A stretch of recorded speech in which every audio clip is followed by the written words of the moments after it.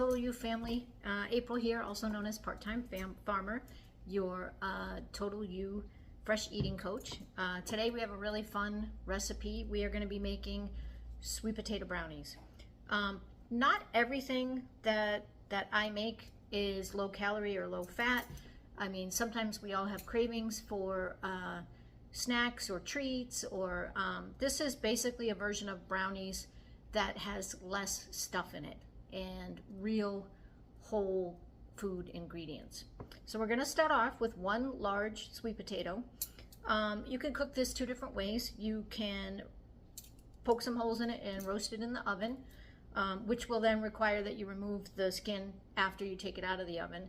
I'm going to go with option 2. I'm going to peel it, I'm going to cut it, and I'm going to boil it on the stove. So we're going to peel our sweet potato.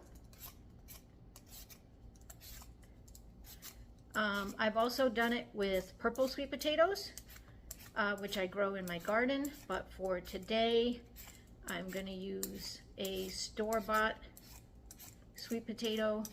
I think that's going to be something that most people are more familiar with. I'm going to remove the skin. Ooh. I love sweet potatoes. Sweet potatoes are super nutritious, and I don't know if you knew this, but the leaves of the sweet potato plant are also completely edible. They have like a spinach quality to them, and the actual nutrition within the leaf of the sweet potato is more than the nutrition that you find in the potato itself.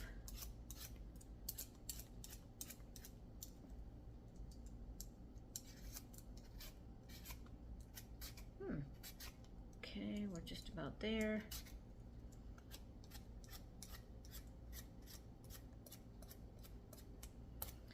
So we're going to boil this until it's of a mashable texture or consistency.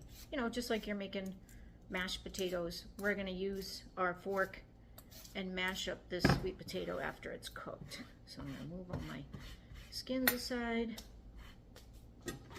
And sweet potatoes are not the easiest thing to cut, so please be careful. You need a good knife. And I'm going to cut it in smaller pieces because, again, I want it to cook quickly. Now that I've gotten that, I'm going to go this way.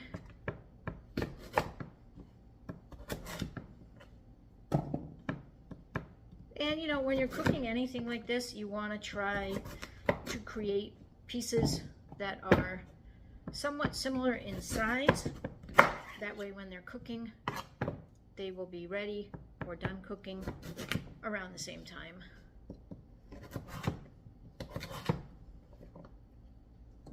Your goal here is to get 1 cup of mashed sweet potatoes, and a sweet potato the size that we just did should be fine. Okay, I am gonna take this over to the sink and put some water.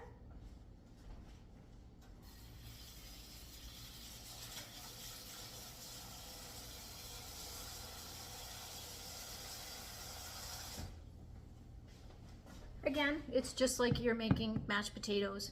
Then it's going to go over to the stove, and I'm going to put it on, well, I think I'm going to put it on high heat, and then I'll see you in about 20 minutes.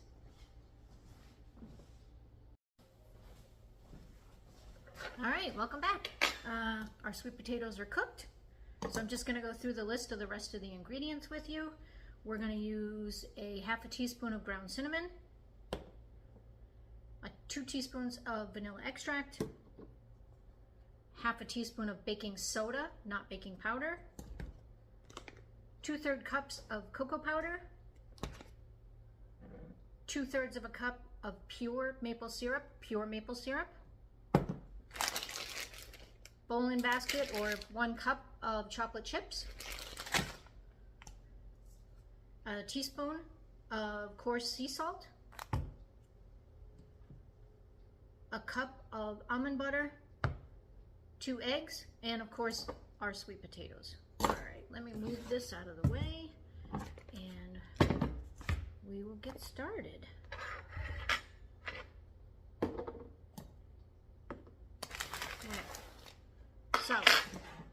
First, we're going to take our sweet potatoes and we're going to mash them. I have had these out of the water and straining for like 10 or 15 minutes. I'm going to use a plate because I feel like it's easier to smush them with the fork because it's not got rounded edges. And you just want to like totally smash them. You know, if you got something on your mind that's been bothering you, you can, as you smash the sweet potatoes. I used to love cooking with my children when they were younger, and I love to cook with my grandchildren when they visit. This would be a fun task to let the kids do as part of the recipe. Just smooshing all the sweet potatoes. You want to make sure you get them really good.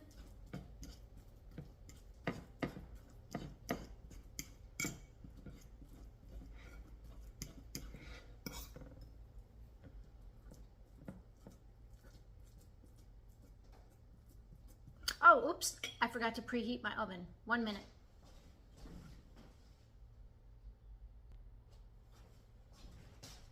Okay, so you want to preheat your oven to 350 degrees. That way, by the time you're done mixing everything, you'll be good to go. Some of the other things that you're going to need, of course, you're going to need a mixing bowl. You're going to need measuring spoons and measuring cups, a spoon or some sort of spatula, and you're going to need a baking pan. And to avoid having to put any kind of cooking spray or anything else on the pan, I'm using a sheet of parchment paper. If you don't want to use parchment paper, you certainly could oil, and I don't know if you flour your pans for brownie or not, but prepare your pans same way as you would normally if you're making brownies that you bought the mix at the grocery store. I'm feeling pretty comfortable with this. I'm hoping that there's not a lot more. Maybe there's 2 cups and then I have an excuse to make a second batch. Let's see what we have here. All right, so again, we're going to use 1 cup of the mashed sweet potato.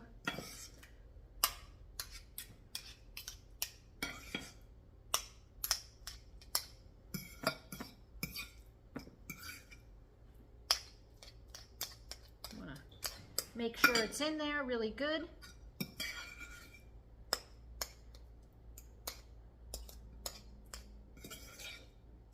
Oh, bummer, just over a cup.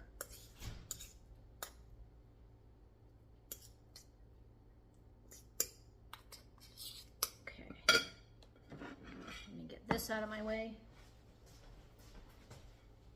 Looks like I left my door open too.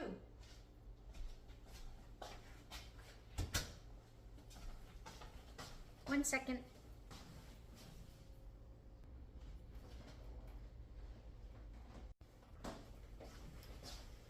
Alright, so then we're gonna just start mixing everything. Ooh, that's heavy. A cup of sweet potatoes is heavy. Into the mixing bowl. I think my spatula is a little bigger than necessary, but we'll make do. 1 cup of the almond butter. I have found that almond butter can be pricey. Trader Joe's is a great option to buy things like that, where you get a little more bang for your buck. Or, I mean, you can make your own almond butter. That's a little beyond what I want to do. And I don't make recipes like this very often, so for me, and I mean, crazy, like the other day I went, I was on the way to work and I had to stop and pick up donuts for the crew, and they wanted them from this particular donut place. It's like $4 a donut. So if I have to spend a little bit more money for things that I know are better for me, I don't mind. Okay. 2 eggs.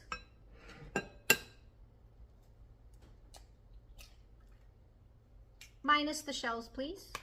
Okay.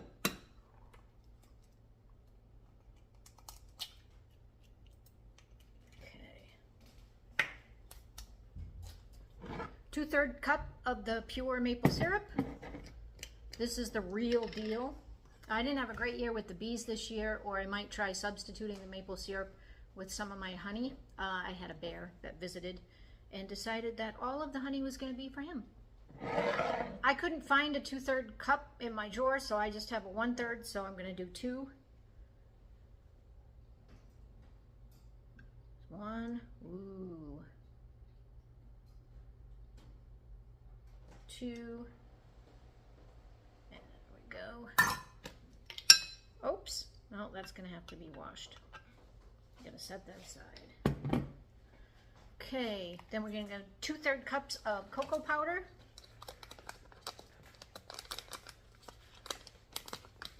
I don't think I can get that 2/3 cup thing in here. So we got, again, I couldn't find a 2/3, so we got 1/3. A little extra cocoa is not going to hurt anybody. That had like a clumpy thing in it. That's 2/3.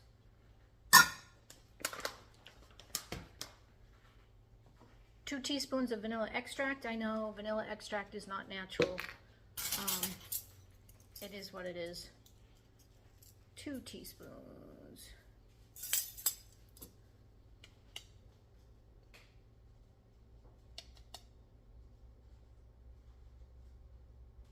One.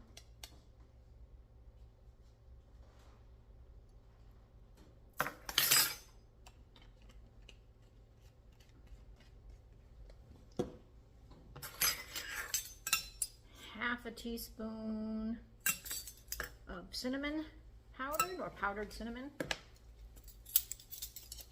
You say tomato, I say tomato.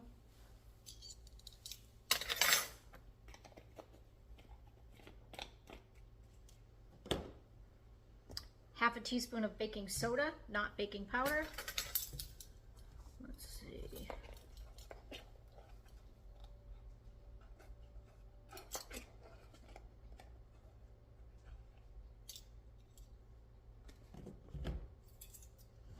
Teaspoon of sea salt. I'm just going to open it and do it. That's a tablespoon.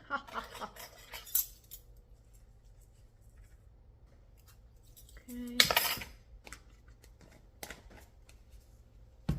And I am going to reuse my cup that I used for the almond butter for the chocolate chips.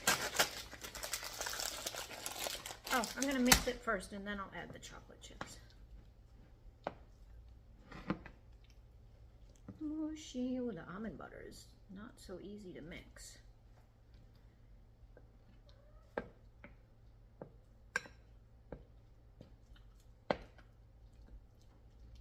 All right, so we're going to mix this till combined and I'll be right back.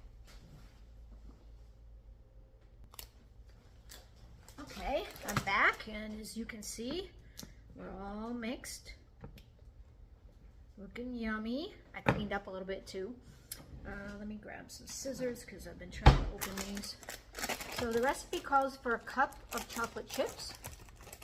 So I'm going to, hold on one second.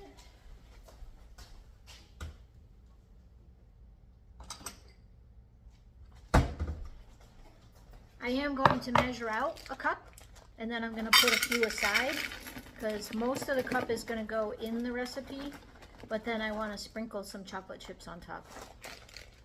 Okay, so I'm going to take a handful out. And I'm going to put the rest in here. Give them a good, whoops, don't throw them all over your kitchen like me. Give them a good zhuzh. And I've already got my pan lined with parchment paper. My oven went beep, beep, beep while I was mixing, so my oven is preheated. I kind of cheated a little bit. I always have a hard time with the parchment paper. So when I knew I was going to be making this recipe today, I put the parchment paper in my pan, and then I put a whole bunch, I put a smaller pan inside and then a whole bunch of granola bars in the pan to like push it down so that I wouldn't have to wrestle with the parchment paper. Okay, let me move this. So depending on the size pan that you use, the oven is preheated at 350, and I am going to start checking these at 20 minutes. Oh, that looks so good. It actually smells amazing. I wish we had smell-o-vision. I'm gonna put that. Oh. I already know I'm like a big baby when it comes to sweets. I'm gonna have one of these brownies and an ice cold glass of milk. Just like a baby. Okay. I want every drop of this. Right? That almond butter is not cheap. We don't want to miss a single bite here.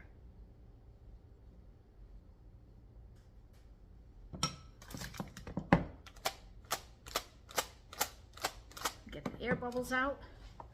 And here's our little decoration for the top. We're just going to sprinkle these chips. I like milk chocolate chips. I know dark chocolate is better for you than milk chocolate, and I'm really trying, but I really love milk chocolate more than dark chocolate. I mean, look at that. It's beautiful. Hold on, let me get the camera because you got to see how beautiful it is.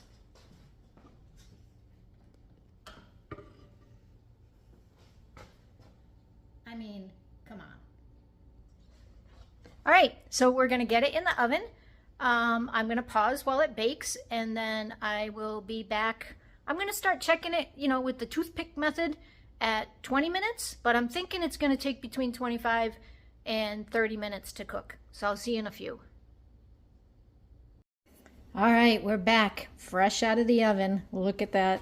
My house smells amazing right now. So we're gonna do the toothpick check, which basically means you stick the toothpick into the brownies, and what you want is for no ooey gooey liquid to come out, and these are good to go. So we're going to give them a few minutes to cool, and then I will bring them over to the cutting board and we'll cut some, and I'll have one with a nice glass of milk. All right, we're back. Time to cut them up. They probably could cool a little bit longer, but I just can't wait. So my recipe has this as 12 servings. 12 servings. Again, this is not necessarily a low-calorie recipe by any means, and not every recipe that I'm gonna do is gonna be low-calorie, but at least, you know, it has ingredients that we recognize and ingredients that, you know, we can pronounce. If I cut this in 12, each brownie is going to be 318 calories with 8 grams of protein. If you want to cut it in smaller pieces, you could. If you want to cut it in larger pieces, you would just take the 318 and the 8 and adjust it as needed. So I'm going to cut it in 12. So I'm going to go, first I'm going to start in the middle. Oh, it's gooey. I think there's a trick when you cut brownies if you like use a plastic knife, and I don't know, but all I can think about was eating this, so. And then I would cut each of these sections into 3. Yeah, I could still see some steam coming out. I have a friend over, so I'm going to prepare 2. One, I want the middle one.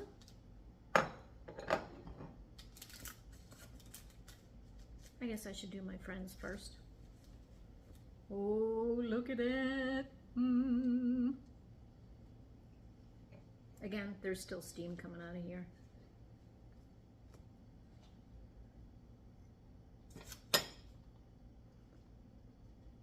Oh boy. Oh, my friend is a grown-up, so she's not going to have milk.